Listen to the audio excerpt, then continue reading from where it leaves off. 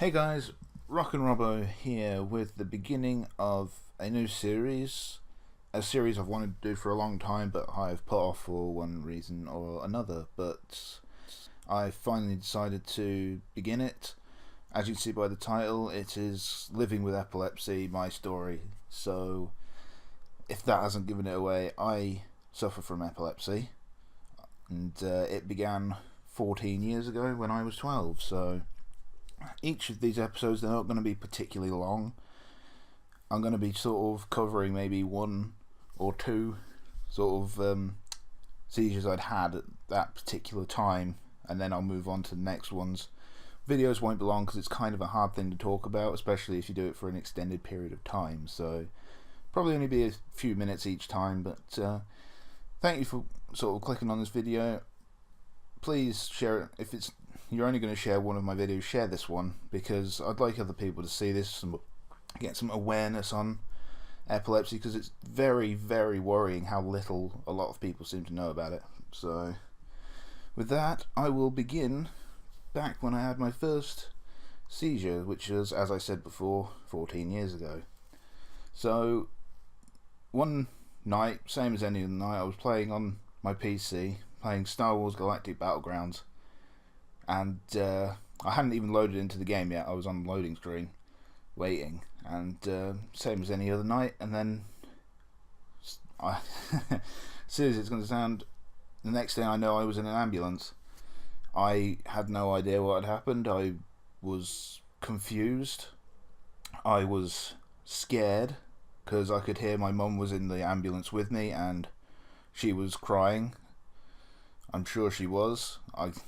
This is going off memory more than anything else, but I'm sure she was, and that was what scared me more than anything else, because you know when you're a kid, if it's upset them, it's obviously if it's upset your parents, it's something that's bad has happened.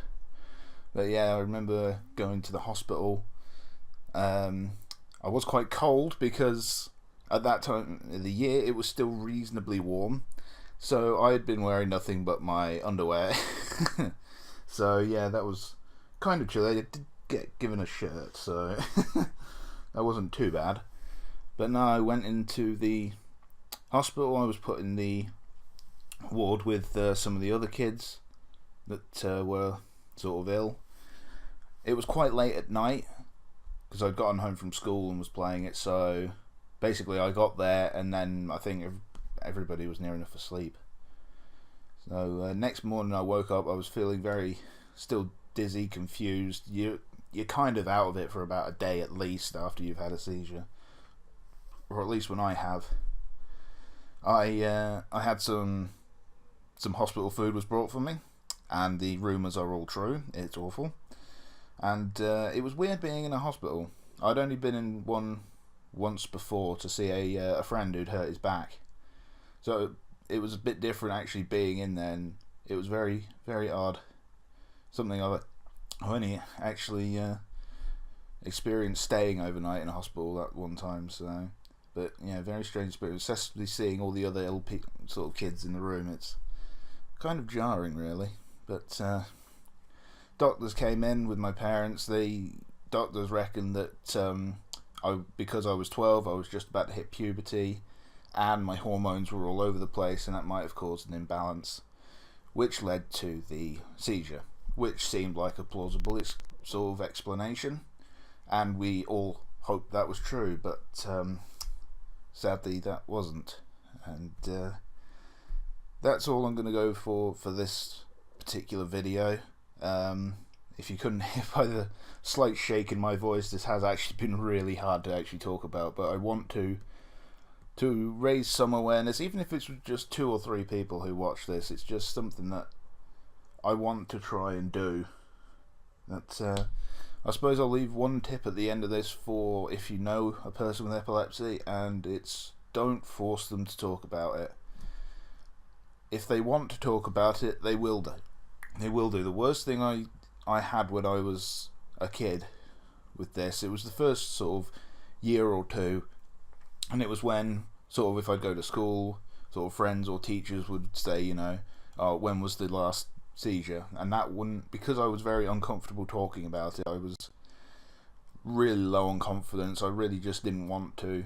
I was felt obliged to, rather than if they'd have just said, you know, how are you? Then I could have said, oh, I'm fine. And if I was comfortable, I'd have said, I haven't had a seizure for a couple of weeks now.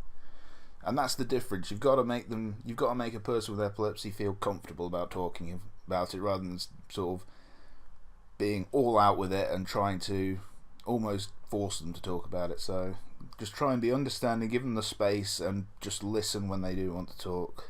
And right, that's all I have to say for this video. I'm not sure when the next one will be up. It's, like I've said a couple of times already, it's hard to talk about this stuff, and just it's taken me sort of like over a year to actually get around to doing this one. The next one won't take this long, but it will take a little while just to get myself back into wanting to do, well, not wanting, don't know the right way to put it, just being ready to talk about the next part. But thank you all for watching. As I said at the start, if you only share this one of my videos, share this one, spread some awareness, and if you do know someone with epilepsy, just be there to support them. And thank you for watching. I'll see you next time.